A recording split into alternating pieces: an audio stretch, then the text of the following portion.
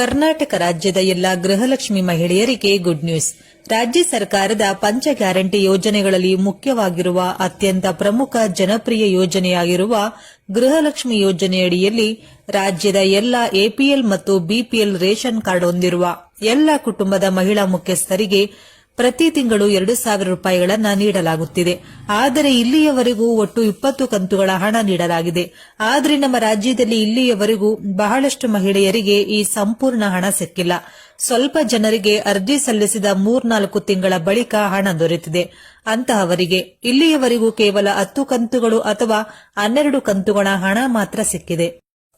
ಮತ್ತೆ ಇತ್ತೀಚೆಗೆ ಹೊಸ ರೇಷನ್ ಕಾರ್ಡ್ ಮಾಡಿಕೊಂಡಿರುವ ಫಲಾನುಭವಿಗಳಿಗೆ ಇತ್ತೀಚಿನ 4ರಿಂದ 5 ಕಂತುಗಳ ಹಣ ಮಾತ್ರ ಸಿಕ್ಕಿದೆ. ಆದ್ದರಿಂದ ಕೆಲವು ಮಹಿಳೆಯರಿಗೆ ಸಂಪೂರ್ಣವಾಗಿ 20 ಕಂತುಗಳ ಹಣ ಸಿಕ್ಕಿರುವುದಿಲ್ಲ. ಇತ್ತೀಚೆಗೆ ಬಿಡುಗಡೆಯಾಗಿರುವ 2 ಅಥವಾ 3 ಕಂತುಗಳ ಹಣ ಬಹಳಷ್ಟು ಮಹಿಳೆಯರ ಖಾತೆಗಳಿಗೂ ಕೂಡ ಜಮಾ ಆಗಿಲ್ಲ. ಇಂತಹ ಎಲ್ಲಾ ಸಮಸ್ಯೆಗಳನ್ನು ಅರಿತ ರಾಜ್ಯದ ಮಹಿಳಾ ಮತ್ತು ಮಕ್ಕಳ ಕಲ್ಯಾಣ ಸಚಿವಾಲಯವು ಸಂಪೂರ್ಣ 20 ಕಂತುಗಳ ಹಣ ಪಡೆದುಕೊಳ್ಳದೇ ಇರುವ ಎಲ್ಲಾ ಮಹಿಳೆಯರು ಕೂಡ ಈ ಕೆಲಸ ಮಾಡುವುದು ಕಡ್ಡಾಯ.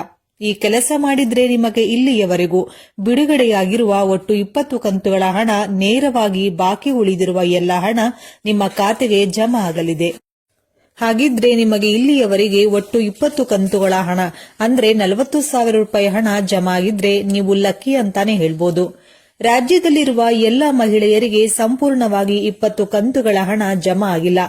ಜಮಾ ಆಗದೇ ಇರುವ ಎಲ್ಲ ಮಹಿಳೆಯರಿಗೂ ಈ ಒಂದು ಸಣ್ಣ ಕೆಲಸ ಮಾಡುವ ಮುಖಾಂತರ ಬಾಕಿ ಉಳಿದಿರುವ ಎಲ್ಲಾ ಕಂತುಗಳ ಹಣವನ್ನ ನೇರವಾಗಿ ನಿಮ್ಮ ಬ್ಯಾಂಕ್ ಖಾತೆಗೆ ಪಡೆದುಕೊಳ್ಳಬಹುದಾಗಿದೆ.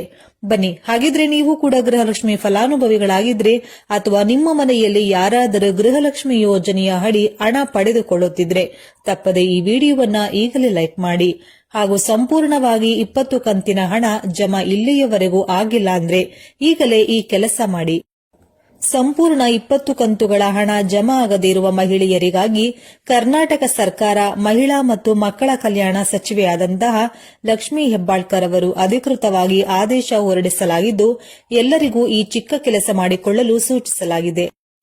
ಹಾಗಿದ್ರೆ ಯಾವ ಒಂದು ಚಿಕ್ಕ ಕೆಲಸ ಮಾಡುವ ಮೂಲಕ ಬಾಕಿ ಉಳಿದಿರುವ ಎಲ್ಲಾ ಕಂತುಗಳ ಹಣ ನಮ್ಮ ಖಾತೆಗೆ ಜಮಾ ಆಗುತ್ತೆ ಎನ್ನುವ ಕಂಪ್ಲೀಟ್ ಡೀಟೇಲ್ಸ್ ತಿಳಿದುಕೊಳ್ಳಲು ವಿಡಿಯೋವನ್ನ ಕೊನೆಯವರೆಗೂ ನೋಡಿ. ಈ ಯೋಜನೆಯಡಿ ಕುಟುಂಬದ ಯಜಮಾನಿ ಮಹಿಳೆಗೆ ಪ್ರತಿ ತಿಂಗಳು 2,000 ರೂಪಾಯಿ ಹಣವನ್ನ ಅವರ ಆಧಾರ್ ಲಿಂಕ್ ಆಗಿರುವ ಬ್ಯಾಂಕ್ ಖಾತೆಗೆ ನೇರವಾಗಿ ನಗದು ಜಮೆ ಮಾಡಲಾಗುತ್ತಿದೆ.